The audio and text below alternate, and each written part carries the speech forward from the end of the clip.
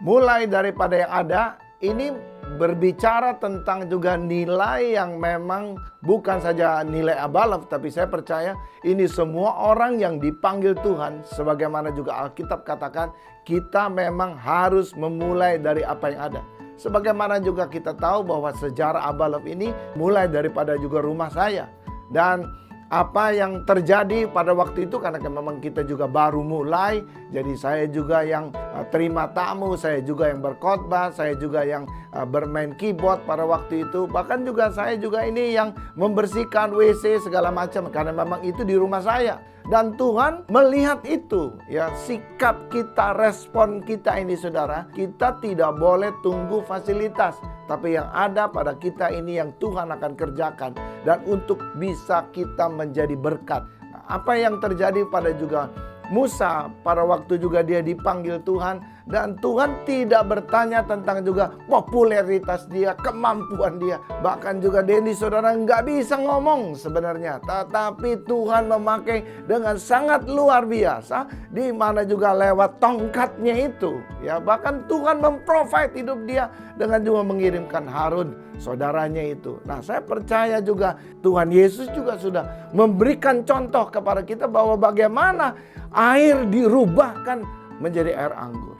Ya, sekali lagi, 5 ketur roti, 2 ekor ikan di tangan Tuhan diubahkan untuk bisa juga memprovide 5.000 orang. Nah, saya percaya nilai mulai dari apa yang ada ini harus menguasai kita. Ya, sekali lagi, tidak tunggu fasilitas, tetapi kita mesti mulai dari apa yang ada. Yang ada pada dirimu, hatimu kepada Tuhan, itu yang Tuhan akan pakai. Hidupmu kepada Tuhan, itu yang Tuhan akan pakai. Dan biarlah juga ini menjadi satu juga berkat, supaya juga nilai ini bisa membawa juga berkat bagi kerajaan Allah. Tuhan memberkati. Melayani bukan dilayani. Ini adalah suatu nilai yang penting untuk kita pahami dan menghidupinya bersama. Bahwa kita ada karena kita sudah menerima anugerah keselamatan oleh pengorbanan Yesus Kristus di atas kayu salib, sebagai bentuk bahwa Dia sudah melayani kita lebih dahulu. Ada banyak orang ingin menjadi terkemuka atau menjadi pembesar, tetapi tanpa mau melayani lebih dahulu, dan itu bukan nilai yang Yesus ajarkan. Yesus berkata dalam kitab Matius 20 ayat 26 sampai 28, "Tidaklah demikian di antara kamu, barang siapa ingin menjadi besar di antara kamu, hendaklah ia menjadi pelayanmu. Dan barang siapa ingin menjadi terkemuka di antara kamu, hendaklah ia menjadi hambamu. Sama seperti Anak Manusia datang bukan untuk dilayani, melainkan untuk melayani dan untuk memberikan nyawanya menjadi tebusan bagi banyak orang." Oleh karena itu, saudara, kita ada bukan untuk dilayani, melainkan untuk melayani seperti Kristus yang menjadi teladan bagi kita semua. Tuhan memberkati. Tunduk dan taat pada otoritas. Kita percaya bahwa tidak ada otoritas yang tidak berasal dari Allah. Dan kita rindu setiap murid Kristus tunduk dan taat pada otoritas. Dan Allah mendelegasikan otoritasnya juga kepada pemimpin rohani, kepada atasan kita mungkin di kantor atau di perusahaan kita, kemudian juga bisa guru ataupun dosen di sekolah atau kampus, dan juga orang tua kita. Bapak Ibu, kita rindu supaya setiap orang murid Kristus boleh punya sikap hati yang tunduk, yang menghargai otoritasnya, tetapi juga perlu taat pada otoritasnya, yang memang perintahnya adalah sesuai dengan firman Tuhan. Maka kita percaya hidup Bapak Ibu akan mengalami perlindungan dari Tuhan. Dan firman Tuhan juga berkata untuk kita boleh mengingat akan pemimpin-pemimpin rohani kita, melihat hidup mereka dan mencontoh iman mereka. Jadi Bapak Ibu, tunduk dan taat pada otoritas bicara tentang hati yang menghargai dan juga perbuatan yang melakukan sesuai dengan firman Tuhan. Tuhan memberkati. Melakukan lebih dari yang diminta. Ini nilai-nilai Abalov Ministry. dari kehambaan dalam kasih Kristus. Saya ingin bacakan dari Kolose 3 ayat 23. Dikatakan, apapun juga yang kamu perbuat, perbuatlah dengan segenap hatimu, seperti untuk Tuhan dan bukan untuk manusia. Ingat, logo Abba Love, hati kita sepenuhnya. Kenapa? Karena Kristus sudah berbuat yang terbaik kepada hidup kita. Saya belajar sejak saya lahir baru di Abba Love. Saya menerima keteladanan dari bapak-bapak rohani, dari pemimpin pada masa itu. Melakukan apapun dengan sungguh-sungguh dari hati yang terdalam dan melakukannya untuk Tuhan. Saudara, saya belajar melakukan sejak saat itu. Tidak lagi asal-asalan, tidak lagi hitung-hitungan. Melakukan dengan pengorbanan, melakukan dengan sungguh-sungguh. Dan saya bisa melihat apapun yang dikerjakan tidak akan pernah sia-sia. Sebab itu, saya mau mendorong kita semua, mari kita mau hidupi nilai-nilai melakukan lebih dari yang diminta. Tuhan Yesus memberkati. Salah satu nilai yang kami anggap sangat penting dalam gereja ini adalah harus berfungsi sebelum menduduki satu posisi atau jabatan. Jadi fungsi harus mendahului posisi yang ditempati. Itu sebabnya semua pemimpin yang ada di Abba Love Ministry sejak gereja ini dibangun, saudaraku, semuanya itu berfungsi, dikenali dari fungsinya, baru nanti diteguhkan dalam jabatannya. Entah dalam jabatan struktural atau jabatan pengembalaan, semuanya harus dikenali dari fungsi atau peranan dia mendului dudukan atau jabatan yang dia tempati. Jadi betapa pentingnya ini terjadi karena inilah yang menjaga keutuhan nilai di dalam gereja ini. Jadi tidak rebut-rebutan, tidak sampai sakit hati karena posisinya digeser, pecah belah dan lain-lain sebagainya karena tidak dapat posisi. Saudara, di tempat kami ini menjadi sesuatu kekuatan yang saya anggap ini menjadi kekuatan penting. Salah satu kisahnya adalah ketika kami memutuskan untuk siapa yang akan menduduki jabatan ketua sinode di gereja Yesus Kristus Tuhan. Tidak ada yang mau, saudara. Para penatua tidak ada yang mau. Yang menjadi ketua sinode adalah dia lagi, dan dia lagi gitu ya. Karena semua merasa bahwa berfungsi untuk melayani jemaat itu jauh lebih penting daripada menduduki posisi tertentu. Walaupun ini menjadi penting buat kita, hari ini kita harus menempatkan posisi orang-orang yang tepat supaya berfungsi bisa maksimal dalam fungsinya, termasuk dengan posisi atau jabatan yang dia emban, bisa berhubungan baik dalam fungsi organisasi dan juga dengan hubungan dunia luar termasuk pemerintahan. So, bagi saudara dalam gereja Tuhan di tempat ini, mari terus berfungsi karena inilah panggilan kita. Karena ketika seorang berfungsi, dia sedang menjalankan panggilan hidupnya sebagai murid Kristus.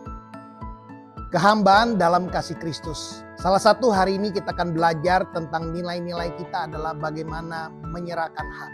Yesus adalah teladan bagi kita. Di dalam Filipi 2 ayat 6-8 dikatakan, yang walaupun dalam rupa Allah, tidak menganggap kesetaraan dengan Allah itu sebagai milik yang harus dipertahankan, melainkan telah mengosongkan dirinya sendiri dan mengambil rupa seorang hamba dan menjadi sama dengan manusia, dan dalam keadaannya sebagai manusia ia telah merendahkan dirinya dan taat sampai mati, bahkan sampai mati di kayu salib. Bapak Ibu Saudara, kita melihat teladan Yesus yang menyerahkan haknya. Dia adalah Tuhan, dia datang untuk melayani, bukan untuk dilayani. Dia menyerahkan hak untuk dilayani. Dia menyerahkan hak untuk dia dihormati. Dengan segala kemuliaannya, dia meninggalkan sorga, datang ke dunia, menjadi manusia, bahkan sampai mati di atas kayu salib menembus kehidupan kita. Bahkan dikatakan dia datang kepada milik kepunyaannya, tetapi milik kepunyaannya tidak mendengarkan dia. Dia menyerahkan haknya untuk didengar. Dialah teladan kita. Salah satu yang kita bisa belajar di gereja kita, mari kita meneladani Yesus. Untuk kita senantiasa sebagai pelayan Tuhan, kita mengikuti teladan Kristus. Kita melayani Tuhan bukan untuk mendapatkan sesuatu, tetapi kita melayani Tuhan karena kita sudah mendapatkan penebusan dari Kristus. Sehingga kita bisa memberikan hidup kita untuk kita bisa melayani Tuhan dan melayani sesama yang membutuhkan. Mari saya mengajak setiap kita jemaat Tuhan, setiap kita pelayan Kristus, mari kita belajar untuk senantiasa menyerahkan hak kita kepada Tuhan. karena kita tahu Dialah yang telah terlebih dahulu menyerahkan haknya bagi kita. Tuhan Yesus memberkati. Shalom saudara-saudara terkasih. Saat ini kita akan melanjutkan pembahasan salah satu poin dari nilai-nilai Abalov, kehambaan dalam kasih Kristus, yaitu akuntabilitas kepada pemimpin dan sesama. Akuntabilitas berbicara tentang pertanggungjawaban hidup kita dalam menjaga kemurnian hati nurani di hadapan Allah dan manusia. Bagaimana kita menjaga kemurnian hati nurani ini? Yaitu dengan hidup terbuka tentang seluruh aspek kehidupan di dalam pemuritan dan komunitas. Ketika kita belajar terbuka di dalam pemuritan, ini berarti kita juga bersedia dinasehati, diajar dan dipimpin oleh otoritas rohani. Dan terbuka bukan hanya kepada otoritas rohani, namun juga kepada saudara seiman di dalam komunitas. Orang-orang yang Tuhan tempatkan untuk menolong kita dalam menjaga kemurnian hati. Keterbukaan juga tidak dapat dipisahkan dari kasih. Karena di mana ada keterbukaan, di sana perlu ada kasih yang dinyatakan. Kita percaya saat ada keterbukaan dan saling mengasihi, di sana ada pemulihan dan pertumbuhan rohani. Saya pribadi sangat diberkati dan bertumbuh ketika mempraktekkan akuntabilitas kepada pemimpin dan sesama. Hidup saya terjaga oleh pemimpin melalui teguran dan bimbingan dalam kasih. Saya pun tidak merasa sendirian karena teman-teman di komunitas senantiasa menjaga dan mendoakan saya, dan sebaliknya, saya pun diberi kesempatan untuk menjaga dan mendoakan yang lainnya. Jadi, sebagai keluarga kita harus memiliki nilai-nilai yang sama. Dan tentunya poin akuntabilitas terhadap pemimpin dan sesama ini perlu kita praktekkan bersama. Saya mengajak semua saudara untuk menghidupi dan mempraktekannya. Salam kehambaan dalam kasih Kristus. Hidup berpusatkan Kristus adalah salah satu penjelasan dari nilai-nilai Abalov Ministries, kehambaan dalam kasih Kristus. Apa itu hidup berpusatkan Kristus? Yang pertama, menyadari bahwa keberadaan kita di dalam gereja adalah karena Kristus. Efesus 2 mencatat bahwa dahulu kita adalah orang-orang berdosa, harusnya kita dikutuk dan kita tidak layak, namun karena pengorbanan Kristus yang jauh menjadi dekat dan kita semua dipersatukan oleh darah Kristus. Karena Kristuslah kita menjadi anggota dari sebuah gereja, menjadi anggota keluarga Allah. Yang kedua adalah berpikir, merasa, dan bertindak seperti Kristus. Filipi 2 mencatat bahwa hendaklah kita dalam hidup kita bersama menaruh pikiran dan perasaan seperti yang terdapat juga dalam Kristus Yesus. Yang walaupun dalam rupa Allah, dia tidak menganggap kesetaraan dengan Allah sebagai milik yang harus dipertahankan, melainkan mengosongkan dirinya dan mengambil rupa seorang hamba. Ketika kita hidup bersama sebagai orang percaya, kita perlu terus berespon, karena pikiran, perasaan pasti melahirkan sebuah tindakan, sebuah respon yang seharusnya seperti Kristus berespon.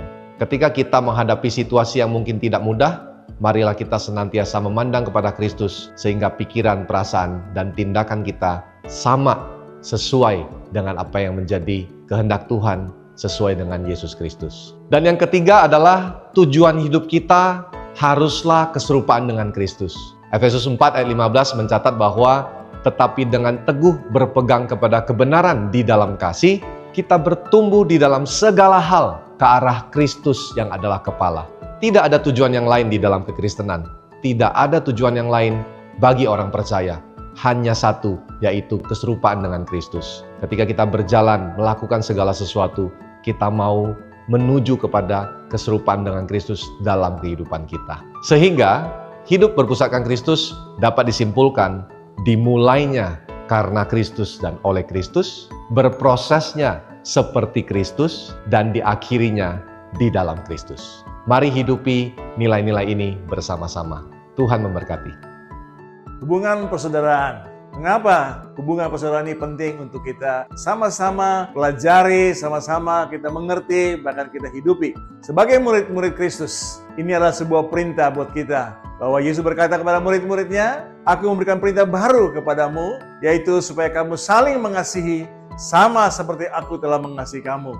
Dengan demikian, semua orang akan tahu bahwa kamu adalah murid-muridku, yaitu jikalau kamu saling mengasihi seperti aku mengasihi kamu. Jadi, saudara-saudara, hubungan dalam persaudaraan kita penting untuk kita bangun, untuk kita terus pelihara, bahkan kita kembangkan, ya sama seperti yang Tuhan telah lakukan bagi kita. Bahwa bagaimana kita saling memperhatikan, saling peduli dengan saudara-saudara kita.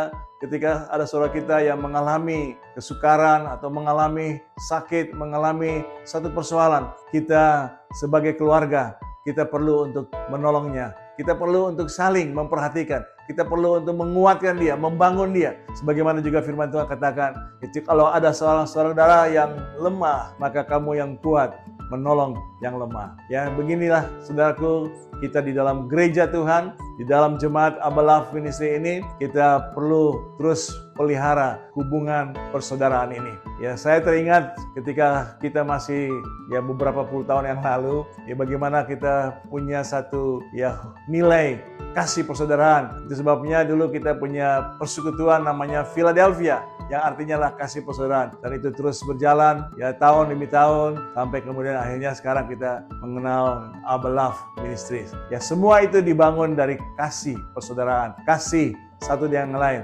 hubungan persaudaraan yang terus dibangun dan dipelihara. Mari saudara, kita mau bersama-sama di dalam waktu-waktu ini dan ke depan kita terus menjaga satu dengan yang lain sebagaimana Yesus menghendaki kita saling mengasihi seperti Dia mengasihi kita. Tuhan Yesus memberkati. Mengapa kesatuan tubuh Kristus menjadi nilai-nilai Abba Love? Sejak berdirinya Abba Love, maka Tuhan sudah memberikan hati itu, kesatuan tubuh Kristus kepada Abba Love yang saat itu namanya Misi Philadelphia. Dengan hati itu, maka kita, saudara, tidak mau membuka cabang di kota-kota lain selain Jakarta, Bali, dan Lombok. Karena ini prasyarat untuk membuka sebuah sinode yang baru. Nah, saudara, waktu itu Abba Love juga melihat adanya kompetisi di antara gereja-gereja. Waktu itu juga ada sebuah gereja yang besar, yang telah melukai banyak tubuh Kristus yang kecil-kecil. Mereka menarik jemaat-jemaat untuk menjadi anggota gerejanya. Kami melihat itu, sehingga kami semakin bertekad untuk kami tidak mau buka cabang dimanapun. Kesatuan tubuh Kristus sangat penting sekali. Dan bagaimana kita bisa menjadi satu, kesatuan tubuh Kristus bisa terjadi kalau kita nggak membangun kerajaan sendiri. Kita nggak membangun nama organisasi gereja kita, nggak membangun denominasi kita. Dan itu hanya dimungkinkan kalau setiap tubuh Kristus memiliki pikiran Kristus, memiliki hati Kristus, dan memiliki kerinduan kehendak Kristus. Itulah sebabnya kita, Abba Love, harus belajar terus mengenakan pikiran dan perasaan yang terdapat juga di dalam Kristus. Baru kesatuan tubuh Kristus kita akan bawa untuk tubuh Kristus yang lain. Saya percaya sekali, tubuh Kristus yang lain juga pasti akan setuju, saudara. Karena nilai-nilai ini sangat penting sekali. Sekali lagi, kita nggak membangun Abba Love. Yang kita bangun adalah tubuh Kristus. Tuhan memberkati. Mengapa kita harus mengasihi mereka yang terhilang? Ketika saya mengingat ini, setidaknya ada dua teladan. Pertama, tentunya teladan Yesus sendiri. Yesus adalah misionaris terbesar, teladan terbesar di dalam hidup kita. Bagaimana dia bersedia meninggalkan kenyamanan dunia, menjadi manusia untuk membawa kita yang terhilang karena dosa, supaya bisa kembali kepada Bapa. Dan hal ini dicatat di dalam 5 kitab pertama Perjanjian Baru. Matius 28 berkata, pergilah jadikan segala bangsa muridku. Markus 16 berkata, Injil kerajaan harus diberitakan kepada seluruh makhluk. Dan dikatakan di dalam Lukas 24 ayat 47, berita tentang pertobatan dan pengampunan dosa harus disampaikan kepada semua orang. Yohanes 15 ayat 16 berkata, kita harus pergi menghasilkan buah-buahmu tetap. Dan Kisah 1 ayat 7 berkata, Roh Kudus turun ke atas kita akan menjadi saksi di Yerusalem, Yudea, Samaria, sampai ke ujung bumi.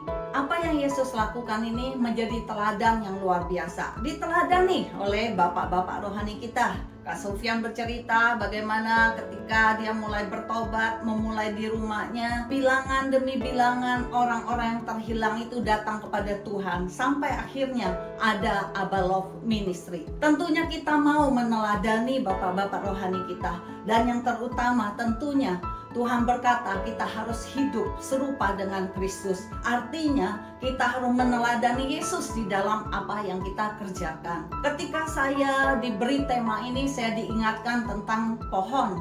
Pohon umumnya sebelum dia berbuah, dia akan memproduksi daun-daun muda. Setelah itu akan diikuti dengan berbunga, akhirnya dia berbuah. Mengapa kita harus mengasihi yang terhilang? Kalau tidak ada orang-orang terhilang yang bergabung di dalam suatu gereja atau yang kita bawa dia kenal Yesus, kegairahan pohon itu untuk berproduksi, melahirkan daun-daun muda, akhirnya berbunga dan menghasilkan buah sehingga ada kehidupan baru, itu pun tidak akan terjadi di dalam kehidupan rohani kita. Ketika kita membawa orang-orang yang terhilang, siklus kehidupan seperti pohon itu terjadi di dalam hidup kita. Akan ada terus kegairahan baru. Kita melihat orang-orang datang kepada Tuhan, orang itu bertumbuh, berbuat tetap, dia membawa lagi orang-orang datang ke Tuhan. Proses reproduksi itu terus terjadi